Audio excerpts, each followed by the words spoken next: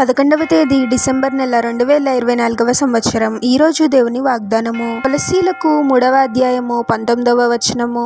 భర్తలారా, మీ భార్యలను ప్రేమించుడి, వారిని నిష్ఠూర పెట్టకుడి. సహోదరి సహోదరులారా, ఒక కుటుంబం ప్రభువులో ఎలా కట్టబడాలి అనేది పరిశుద్ధ గ్రంథమైన బైబిల్ ఎంతో స్పష్టంగా బోధిస్తుంది. ఒక మనిషి ఎలాంటి జీవన విధానాన్ని కలిగి ఉండాలి, ఒంటరిగా జీవిస్తున్నప్పుడు ఎలా జీవించాలి, వివాహమైన తరువాత ఎలా జీవించాలి, భర్త ఎలా ఉండాలి, భార్య ఎలా ఉండాలి, పిల్లలు ఎలా ఉండాలి, ఇలా ప్రతిదీ దేవుని వాక్యము ఎంతో స్పష్టంగా బోధిస్తుంది. ఇందులో భాగమే ఇప్పుడు మనం చదివిన వాక్యము. భర్తలారా, మీ భార్యలను ప్రేమించుడి, వారిని నిష్ఠూర పెట్టకుడి అని. భర్త భార్య పట్ల ఎప్పుడు ప్రేమ గుణాన్ని కలిగి ఉండాలి. నేనే గొప్ప అనే భావన ఎప్పుడు ఉండకూడదు. ప్రభు దృష్టిలో ఇద్దరు సమానులే. భార్య పట్ల భర్త కఠినంగా ప్రవర్తించడం, కొట్టడం, హింసించడం ఏమాత్రము మంచిది కాదు. ఇవన్నీ అపవాది చేసే ప్రయత్నాలు. దీనికి ముందు వాక్యం చూసినట్లయితే ఇలా ఉంటుంది. భార్యలారా, మీ భర్తలకు విధేయులై ఉండుడి, ఇది ప్రభువుని బట్టి యుక్తమై ఉన్నది అని. భార్య భర్త ఇద్దరు ప్రభువునకు విధేయులై ఒకరినొకరు అర్థం చేసుకొని ప్రేమను కలిగి ఉన్నప్పుడే ఆ కుటుంబం ప్రభువులో కట్టబడుతుంది.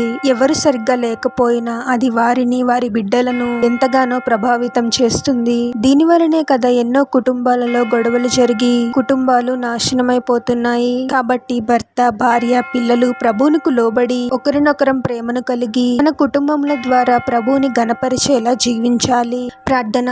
పరిశుద్ధుడవగు ప్రభువా, మీ పరిశుద్ధమైన పాదాలకు వేలాది వందనాలు, స్తుతులు, స్తోత్రాలు చెల్లించుకున్నాము తండ్రి. మరొక నూతన దినంలోనికి మమ్మల్ని క్షేమంగా ప్రవేశింపచేసిన దేవా, మీకే స్తోత్రం ప్రభువా. భర్త, భార్య, పిల్లలు సరిగ్గా లేక, శాంతి సమాధానాలు లేక ఎన్నో కుటుంబాలు నాశనమైపోతున్నాయి తండ్రి.